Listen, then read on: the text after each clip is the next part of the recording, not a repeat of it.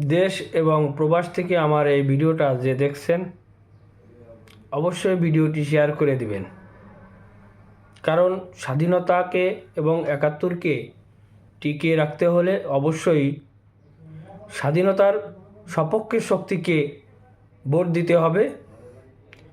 আমার এই ভিডিওর শেষে অবশ্যই দেখবেন আমার এই দিদি সঠিক কথা বলেছে। যারা আওয়ামী লীগের সমর্থক আছেন এবং ভোটার আছেন তারা অবশ্যই বিএনপিকে ভোট দিবেন, কারণ বিএনপি হলো একটি স্বাধীনতার সপক্ষে শক্তি। তাদের ভোট দিলে দেশ রক্ষা পাবে এবং বিএনপি বিরোধী যে সমস্ত দল আছে তাদের ভোট দিলে অবশ্যই স্বাধীনতার রক্ষার কঠিন হয়ে দাঁড়াবে এবং পাকিস্তানের হাতে নিয়ন্ত্রণ চলে যাবে। অবশ্যই ভিডিওটি শেয়ার করে দিবেন, তাহলে দেখুন। আপনারা মনে মনে বলছেন যে দানের শীষ কেন দেবা, আগে তো আমরা আমলিক ছিলাম না, এখন আমরা আমলিক। দানের শীষের আমলিক মনে করবেন কেন? আমলিক আসার জন্য আমরা এটা একটা পথ।